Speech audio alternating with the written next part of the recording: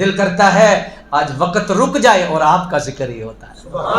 اتنی روحانیت ہے، اتنا سکون ہے، اتنا مزہ ہے. آج فجر کے وقت بھی ہم نے نوکری خراج عرض کیا، لیکن ابھی بھی جو چاشنی ہے وہ بھی ایک دیدنی ہے اور روحانی چاشنی ہے. اللہ اکبر جل شانہ. بے شک افرادی قوت میں تو تھوڑے ہیں، لیکن رحمت اتنی برس رہی ہے، کرم اتنا ہو رہا ہے، مہربانی اتنی ہو رہی ہے کہ ماحول بتا رہا ہے کہ کس طرح شفقت کا انداز ہے. اللہ ہمارے شیخ فرمایا کرتے تھے آج بھی جس کو رسائی حضور کے دربار تک ہوتی ہے اس پر شفقت سیدہ زہرا کی ہوتی ہے. سیدہ زہرا پاک کی شفقت ہوتی ہے. اللہ اکبر. تو حضرت سلطان باہو رحمۃ اللہ تعالی علیہ نے لکھا ہے کہ دنیا میں 7 سلطان الفقراء ہیں. سب سے پہلے سلطان الفقراء خود سرکار ہیں، اور دوسرے اس کائنات میں سلطان الفقراء کا جو شرف حاصل ہوا ہے وہ سیدہ زہرا پاک ہوا تھا. اور اس انداز میں جو تکوینی انداز میں سیدہ زہرا کا آج بھی جو مقام ہے، سبحان اللہ، حضور تک رسائی ہو ہی نہیں سکتی جب تک سیدہ زہرا کی نگاہ نہ ہو. بندے ناچیز پر بھی جب شفقت ہوئی حضور کے دربار تک رسائی کی تو سیدہ زہرا کی وجہ سے ہوئی، اور آپ کی شفقت کی وجہ سے اور آپ کی کرم نوازی کی وجہ سے سرکار کے دربار تک رسائی ہوئی اور حضور کی شفقت سلسلہ میں ہوئی. تو اس انداز میں آج بھی سرکار کی شفقت کا انداز بہت ہے امت پر، لیکن جو سیدہ زہرا کا حوالہ ہے وہ بڑا ہی نرالا ہے. سبحان اللہ. حضور تک رسائی حاصل کرنے کے لیے سیدہ زہرا کا وسیلہ بہت بڑا وسیلہ ہے، بڑا عزیز وسیلہ ہے اور بہت ہی خوبصورت وسیلہ ہے. شارٹیسٹ وے ہے سرکار تک پہنچنے کا سیدہ زہرا. لیکن یہ ہے کہ سیدہ کائنات کا نام لیا جائے تو وضو بھی ہو، طہارت بھی ہو. پاکیزگی اتنی ہے. طہارت اور وضو سے مراد یہ ہے سوچ اور عقیدہ اور نظریہ ایسا ستھرا ہو، ایسا ستھرا ہو. اور اس نظریے کو مجدد الفسانی کہتے ہیں جو پاکیزہ نظریہ ہے، اسی کو اہل سنت و جماعت کہا جاتا ہے. نام تو بہت لیتے ہیں لیکن کام کے لوگ وہی ہیں جن کا عقیدہ ستھرا ہے اور جن کے حوالے جن کا نظریہ جو ہے وہ صحیح ہے. اس اعتبار سے سیدنا ابو بکر صدیق رضی اللہ تعالیٰ عنہ کی ایک روایت پر میں اپنی گفتگو کا اختتام بھی کرنا چاہوں گا. ارادہ تھا کہ آپ کے اسوہ کے اعتبار سے بھی کوئی بات ہو جائے، لیکن میں دیکھ رہا ہوں ظاہر ہے کہ آپ لوگ اپنی دکانیں چھوڑ کے آئے ہیں اور اپنے کاروبار چھوڑ کے آئے ہیں، تو اس انداز میں بہت آپ کا ذوق اور شوق ہے، لیکن بہرحال ہمیں آپ کا احساس ہے. سیدنا ابو بکر صدیق رضی اللہ تعالی عنہ کی ذات گرامی آپ فرماتے ہیں کہ پوری کائنات میں حضور کی مشابہ جو ہستی تھی اٹھنے میں، بیٹھنے میں، کھانے میں، بولنے میں، وہ سیدہ زہرا. سبحان اللہ. اور آج سیدنا صدیق اکبر کا جو انداز ہے محبت کا وہ بڑا وکھرا انداز ہے، بیڑا غرق کر دیا ہے یہ تفرقہ پروری نے اور بالخصوص یہود کی سازشوں نے. اور انہوں نے ایسا سہاگا پھیرا کہ آج امت تمتما رہی ہے اور امت کے اندر جو درد ہے وہ دیکھنے والا ہے کہ سیدہ کائنات کے حوالے سے وہ الزام سیدنا صدیق اکبر پر لگائے گئے اور بالخصوص باغ فدق کے حوالے سے جو لگایا گیا. میں نے جتنی شانیں بیان کی، جتنی عظمتیں بیان کی، جتنے بھی پاکیزگی کے حوالے دیے، کیا کچھ کیا ہے 15-20 منٹ آدھے گھنٹے میں کیا ہو سکتا ہے؟ ہماری اوقات کیا ہے، ہماری ذات کیا ہے؟ وہ کتنی اونچی ہستی ہے جن کے بارے میں سیدی اعلیٰ حضرت بھی ہاتھ باندھ کے کہیں کیا بات ہے رضا اس چمنستان کرم کی، زہرا ہے کلی جس میں حسین و حسن. اللہ اکبر. وہ کون سی ہستی ہے؟ لیکن اتنی شانیں ہونے کے باوجود ہر شان ہے لیکن آپ معصومہ نہیں ہیں، معصوم عن الخطا نہیں ہے. اس کی وجہ کیا ہے کہ یہ جو مسئلہ ہے بڑا گہرا ہے. معصوم صرف انبیاء ہیں دنیا میں، انسانوں میں، ایسے تو فرشتے بھی، لیکن انسانوں میں انبیاء کی جماعت ہے جو معصوم ہے. تو جس طرح حضور آخری نبی ہیں اس طرح آخری معصوم بھی ہیں. یہ جو عقیدہ معصومیت ہے یہ ختم نبوت کا تالا ہے، کیونکہ اگر اس عقیدے کو نہ مانا جائے تو پھر ختم نبوت کا انکار ہوتا ہے. اسی لیے ایک مذہب حضور کے بعد کتنے معصوم مانتا ہے، اور وہ مرزائیوں سے بھی زیادہ مجرم اس لیے ہے کہ مرزائیوں نے تو حضور کے بعد ایک نبی مانا اور انہوں نے کتنے مانے. اور آج ہماری عدم توجہ کی وجہ سے کچھ سنی ایسے لوگ بھی ہوتے ہیں جو دعا میں کہتے ہیں 14 معصوم کا نام لے لیتے ہیں، حالانکہ ہمارا نظریہ معصوم والا نہیں. ہم انبیاء کے بعد کسی کو معصوم نہیں مانتے. جو شانیں ہیں، عظمتیں، مقام اور مرتبے اللہ نے دیے ہیں وراء الورا ہیں، وہ تو نہ تولے جا سکتے ہیں نہ ناپے جا سکتے ہیں. لیکن معصوم ہونا یہ نبی کا خاصہ ہے. یہ ہستیاں محفوظ ہیں، معصوم نہیں.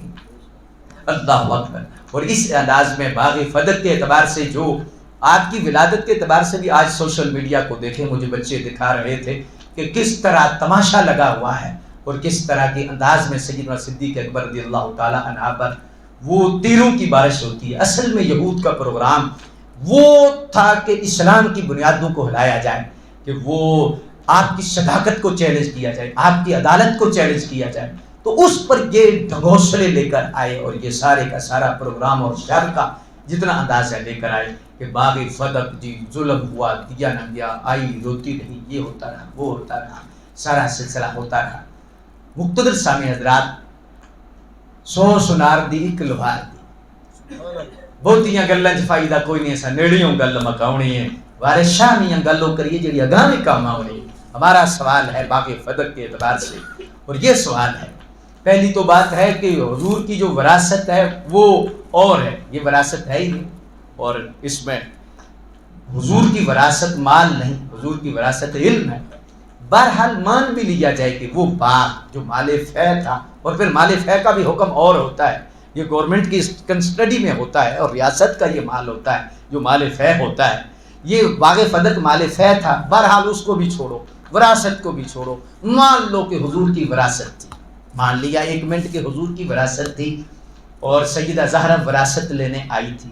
اب مجھے آپ نے ایمان سے بتانا ہے کہ ایک بندے کے چار بیٹیاں ہوں، 2 بیٹے ہوں اور اولاد ہو، بیویاں بھی ہوں، جب دنیا سے چلا جائے تو اس کی وارث صرف ایک بیٹی ہوتی ہے، نہ بیوی ہوتی ہے، نہ کوئی اور اولاد ہوتی ہے، نہ کوئی اور ازواج میں سے ہوتا ہے، صرف ایک بیٹی ہوتی ہے. ایک بندہ جب فوت ہو جائے، ہمارا اسلامی قانون کیا کہتا ہے کہ بیٹوں اور بیٹیوں پر اور زوجہ پر فرمایا اسلامی قانون کے مطابق تقسیم ہوگی کہ بیوی کا 1/8 حصہ ہے اور بیٹے کا اور بیٹی کا جو انداز ہے وراثت کا. انشاءاللہ ہم جو فرائض علوم کورس کروا رہے ہیں 7 دن کا مرکزی جامعہ مسجد یا رسول اللہ میں 11 رمضان المبارک سے، اللہ اکبر، اس میں ہمارا سب سے پہلا جو موضوع ہے وہ وراثت کا ہی ہے، اور بڑا ضروری موضوع ہے. آج وراثت کے اعتبار سے بہت سارے مسائل ہیں، اور انشاءاللہ بہت سارے احکام وراثت کے اور مسائل انشاءاللہ ہم ڈسکس کریں گے کہ آج بچوں کو وراثت میں حصہ نہیں دیا جا رہا، پھر وراثت میں جو کھڑوار کھیلے جا رہے ہیں، من مرضیاں کی جا رہی ہیں، جس انداز میں زمینوں پہ قبضے کر کر چچے اپنے بتیجوں کی زمینیں کھا کھا کر جو سارا سلسلہ کرتے ہیں. بہرحال معاشرے کے اندر یہ ایسے جرم ہیں کہ جن کا بتانا لوگوں پر ضروری ہے. تو اس اعتبار سے ہم وراثت کے اعتبار سے ان فرائض علوم میں رکھ رہے ہیں 11 رمضان المبارک کو. اگر آپ کو بھی موقع ملے تو آپ ضرور تشریف لائیں، اور بہت علمی دسترخوان سجنے والا ہے. بہرحال یہ ہے کہ وراثت میں ساری اولاد ہوتی ہے، وراثت میں بیوی زندہ ہو تو وہ بھی ہوتی ہے، بہرحال اولاد نہ ہو تو پھر بھائیوں کی طرف منتقل ہوتی ہے. اچھا، یہ کون سا قانون ہے کہ سرکار کی وراثت مانگ رہے ہیں؟ یہ لوگ مانگ رہے ہیں صرف سیدہ زہرا کی وراثت ہی ہے باغ فدق. سیدہ عائشہ کا نام نہیں کبھی آیا، ام سلمہ کا کبھی نام نہیں آیا، اور ازواج کا نام نہیں آیا. کیا آپ سمجھ نہیں سکتے کہ یہ پری پلاننگ فتنہ ہے؟ اگر وراثت ہوتی تو پھر ازواج کا نام بھی ہوتا، پھر اور اولاد جو حضور کی شہزادیاں 3 شہزادیاں ہیں، ان کا نام، ان کی اولادیں موجود تھی، وہ موجود نہیں تھی، ان کی اولادیں تو موجود تھی، حصہ تو جاتا تھا. تقسیم تو پھر وراثت بیٹیوں پر ہوتی ہے. ہمارے پاس ایک شاہ صاحب آتے تھے، تو جب انہوں نے یہ مسئلہ کہا کہ بخاری میں ہے فلاں ہے فلاں ہے، اللہ اکبر، اصل مسئلہ یہ ہوتا ہے کہ ہم بخاری تو پڑھتے ہیں لیکن ساری نہیں پڑھتے جی، یہ مسئلہ ہوتا ہے. تو شاہ صاحب کہنے لگے یہ دیکھیے. تو ان کو جب میں نے یہ سوال کیا، 2 سوال رکھے، اللہ کا فضل ہے کہ آج تک وہ جمعہ بھی ہمارے پاس پڑھنے لگ گئے ہیں، اور بہت سارے جراثیم ان سے کم ہو گئے ہیں، اور اللہ کا فضل ہے ان قریب ان کے کورونا کا ٹیسٹ نیگیٹو آنے والا ہے. اس انداز میں تو اس لیے میں جو بات آپ کے سامنے رکھنے لگا ہوں، قرآن نہیں ہوتا ہے عقیدے کا ہو یا جسمانی طور پر ہو، تو اس لحاظ سے میں نے ان سے کہا، یہی سوال کیا کہ یہ جو وراثت کا ڈھونگ ہے باغ فدق کا، کیا صرف سیدہ زہرا کا ہی حق تھا اور کسی کا نہیں تھا جو مارا گیا ہے؟ کسی اور کا نام نہ لینا یہ بھی زیادتی ہے۔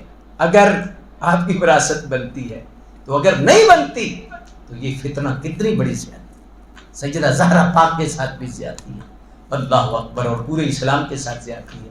دوسرا سوال ہے، اور اس پر ہم اپنی گفتگو کو سمیٹنا چاہتے ہیں۔ دوسرا سوال یہ ہے، صدیق اکبر پاک نے تو فیصلہ کیا حضور کے بعد، پھر عمر پاک نے کیا، پھر عثمان پاک نے کیا، مولا علی اتنے ہی بزدل تھے کہ فیصلے کو چیلنج نہ کیا؟ اچھا، پھر ان کی 3 خلفاء کی وفات کے بعد جب مولا علی خلیفہ بنے، پھر تو ہونا چاہیے تھا کہ آپ، کیونکہ خلفاء ثلاثہ نے کام صحیح نہیں کیا تھا معاذ اللہ، اس سوچ کے مطابق جو اسلام دشمن سوچ ہے، جو اس بلڈنگ میں روک لیتے ہیں جدھر آگ لگی ہوئی ہے دھواں ہی دھواں اٹھ رہا ہے، اس سوچ کے مطابق خلفاء ثلاثہ نے کام ٹھیک نہیں کیا تھا، تو مولا علی آ کے باغ فدق آ کے اپنے بچوں کو دے دیتے، اور آگے امام حسن اور امام حسین تو تھے نا اس وقت، بے شک سیدہ زہرا تو نہیں تھی لیکن امام حسن اور امام حسین تھے، مولا علی نے کیوں نہ دیا؟ مولا علی نے بھی اسی طرح اس کو مصرف میں رکھا جس طرح صدیق پاک نے رکھا، جس طرح عمر پاک نے رکھا، جس طرح عثمان پاک نے رکھا۔ مولا علی کا یہ فیصلہ برقرار رکھنا اس بات کی علامت ہے کہ صدیق کا فیصلہ بھی سچا تھا، عمر کا فیصلہ بھی سچا تھا، عثمان کا فیصلہ بھی سچا تھا، کیونکہ یہ خلفائے راشدین تھے اور یہ سرکار دو عالم صلی اللہ علیہ وآلہ وسلم کے نقش قدم پر تھے۔ تو اس لحاظ سے مقتدر سامعین حضرات، پھر ایک تیسرا سوال بھی بنتا ہے کہ جب امام حسن کی خلافت آئی، مولا علی دنیا سے چلے گئے، تو اب تو انہیں خود خلیفہ بن گئے تھے تو اپنا حق لینا چاہیے تھا۔ بہرحال یہ ایسا بعض دفعہ ذہن میں آتا ہے کہ شاید یہ تفرقہ پروری ہے، ایسی بات نہیں ہے۔ ہم اپنے باغ کی ضرور رکھوالی کریں گے، ہم باڑ ضرور دیں گے، کیونکہ آج ایسا سوشل میڈیا پر آگ کا دھواں اٹھ رہا ہے کہ ہمارے اپنے لوگ بھی اس میں جل جاتے ہیں اور اس کا شکار ہو جاتے ہیں۔ تو ایسی نجی نشستوں میں، دروس القرآن میں ان فتنوں کا بھی تدارک ہونا چاہیے اور یہ مسائل بیان ہونا چاہیے اور ان مسائل کو ڈسکس کرنی چاہیے اور سننے والوں کو سینہ کھولنا چاہیے کہ یہ اس وقت کی ضرورت ہے اور یہ ہونے چاہیے تاکہ کوئی چور جیب نہ کاٹ کے لے جائے۔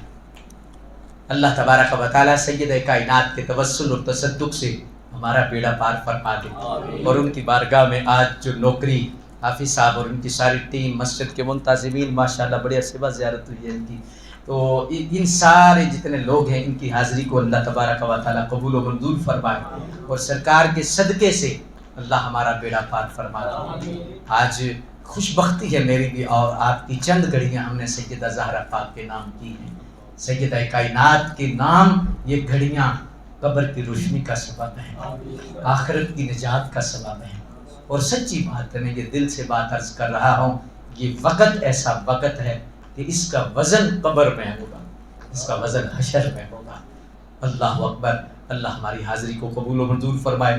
میں اور بھی وقت دیتا، ظاہر ہے کہ مجبوریاں ہوتی ہیں، تو اس لحاظ سے پھر میں اسی پر اتفاق کرتے ہوئے دعا کی طرف ہم بڑھتے ہیں۔ اللہ پاک منتظمین کو جزائے خیر عطا فرمائے۔